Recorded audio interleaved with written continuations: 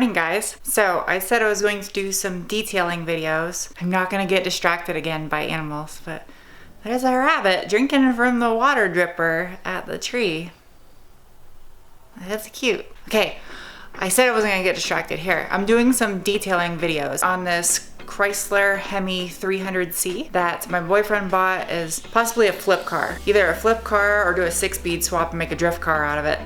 Anyway, so I'm going to be using this car because it's a great example for detailing. It was a really cheap used car that had high miles and it was in dire need of some detailing. And I'm going to be going through and just completely overhauling the interior because it seriously looks like a bunch of bums lived in it and puked.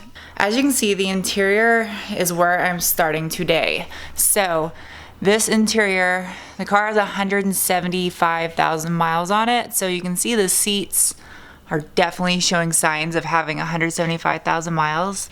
The interior is, overall it's just kind of dingy and I don't know. It's how you would expect a car with this many miles to have on it. So the back, again, seats are stained. I don't know what that is. It's going to be interesting to see what I can do as far as reconditioning this car goes. So that's what I'm working with.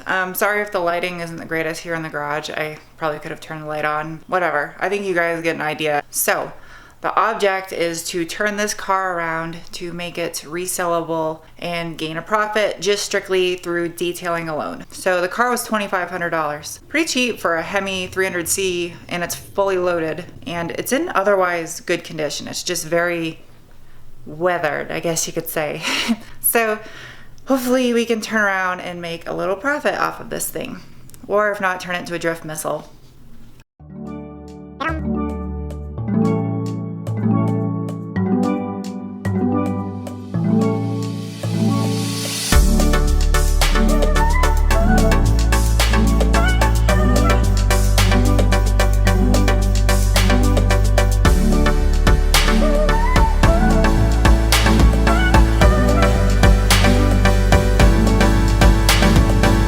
So you can see right here, I put the simple green solution in the cup holders, and I'm just gonna let it soak to get all that nasty gunk that was in there out. And I took the trim ring off around the shifter, that way I can get in there really good and clean up any spilt gunk that fell down in between the cracks. And then the rest of it, I'm just going to wipe down. Same with the center console around the stereo.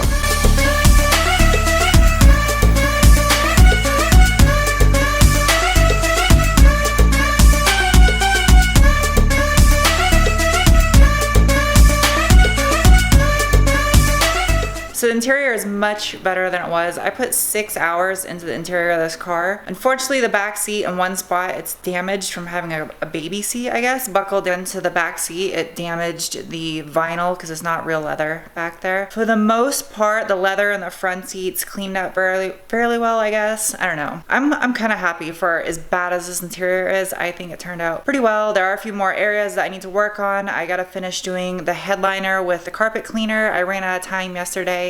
So this video is filmed in 2 days because it's a lot of work, but check it out.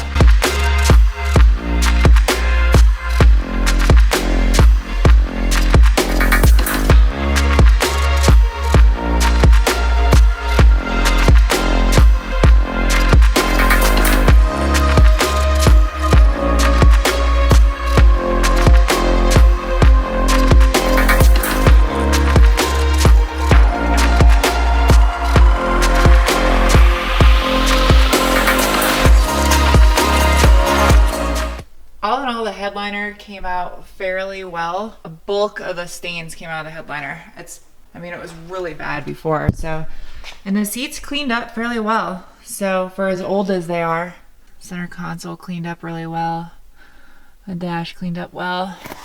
If you guys are watching this and you would like to see really in-depth detailing tutorials, don't worry, those are coming. I am going to be doing individual breakdown tutorials on how to do specific stuff like clay barring and paint correction and headlight restoration. Stuff like that I will do in individual specialized videos. This video, I'm just kind of showing you this car as I'm going over it. I want to see how you guys interact with my detailing videos, if you're really into them. But if you guys are into detailing, let me know and I will do very specific in-depth detail tutorials. All right, my break's over.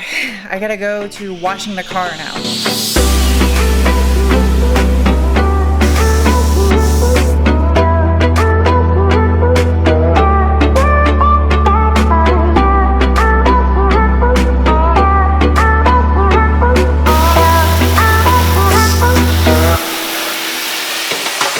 Now I know some of you are gonna ask, why are you washing your car in your garage? Well, when I bought my house, I sealed the garage floor, like around the border of the garage floor, so I could detail cars inside, because you don't wanna wash a car in direct sunlight, and it's really hot here in Arizona, and it's kind of hard not to wash a car in sunlight, so that's why I do it indoors. And I have a water softener plumbed into where I hook up my hose, so I'm washing the car with softened water. That way I don't get any hard water spots. In addition to that, I also have a little portable one that I put in line with my hose. So that way when I wash the cars, they're double softened. This goes to the house, water softener, and then to wash the car. And if I go mobile, I have a softener to take with me. Anyway, when it comes to drying the car, I have a little trick.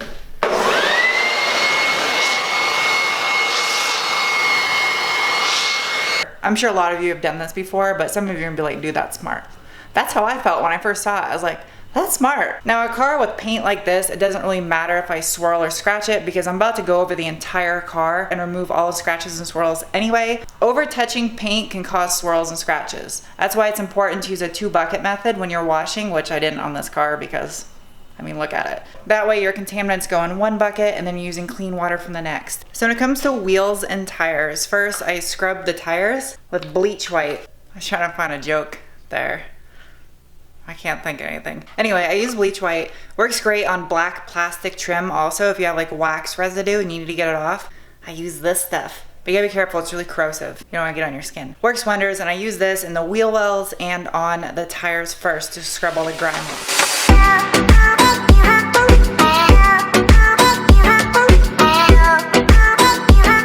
One of my biggest pet peeves on a car when you're detailing it is dirty wheel wells, which sounds crazy, I know, but a little bit goes a long way when it comes to detailing cars. It's the little things that make the overall package that much better. The whole goal is to make that gross stuff up in there nice and shiny and black. Okay, now for the rim. I just use regular car soap and I've never had an issue of car soap in a mitt not getting the grime off the wheel. In the cases that the car is really dirty, I do use a specialized wheel cleaner that is meant to do this, but for the most time, just regular car soap works, and I use a different mitt and a different wash bucket, because obviously I don't want to put all the brake grease and road grime into the bucket that I'm gonna wash the car with. It's kind of common sense, but just so you guys know what I'm doing.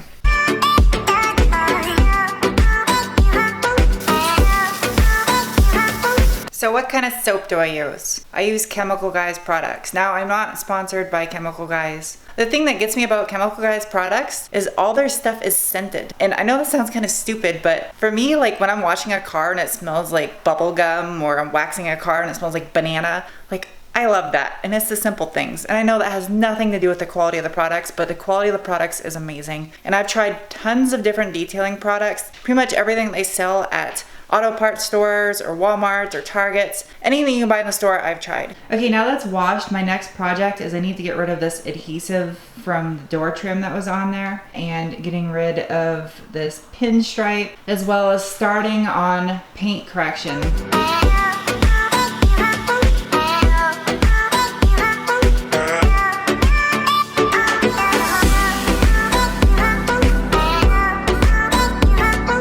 Straighten my garage up, I guess. Okay, so you can see I have the glue from the door trim I'll remove, and I've actually been taking off the pinstripe, but I've decided I want to go with a rotary. I mean, there's still some fine scratches in this car that aren't coming out the random orbital. So right now I'm just clay barring it and getting it prepped and ready to go.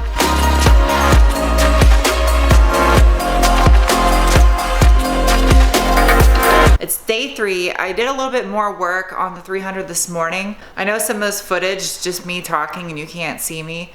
It's because I look like absolute butthole, so I wasn't camera ready. I got the paint all clay barred now and it's ready to take a rotary buffer to, but I'm just gonna wait till it cools off a little bit before I start working on it. So with that said, here's where I am at. All right, as you guys can see, I have one door left to remove the pinstripe on. All the glue adhesive stuff has been removed. There's still a little bit like of a shadow there. That's old dry wax that was left on the car. That'll be gone once I take the rotary to it. The headlights, you can see the headlights are really nasty. This one I just kind of went over with the buffer just to see what it would do. I'm about to wet sand those in a little bit. So yeah, after I go over the car with the rotary, it'll be done. As far as these hideous wheels go, right now we're looking on Craigslist for a used set of OE Chrysler 300C wheels, maybe the SRT8 wheels. That way we can ditch these ugly chrome ones that are on there. They're really tacky.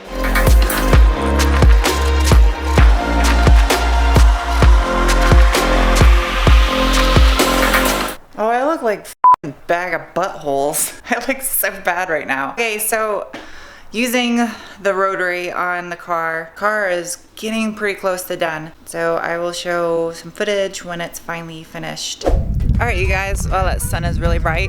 So it's finished and I just wanted to show you guys before I go off to this drift event. I think it came out really good for the condition this car was in. So check it out. The paint, this is after taking a rotary to it. Most of the severe imperfections came out. There are still a few here and there, but I mean, it came out really good. Headlights, the fog lights aren't done. I have to do the fog lights still. You can see the side. Now the wheels, we were gonna get different ones, but just to flip it, we actually were able to order the 2 missing center caps for the sides. So we're just gonna put center caps. But yeah, I think it turned out quite well for how bad it was. I will see you guys soon with another video. Bye.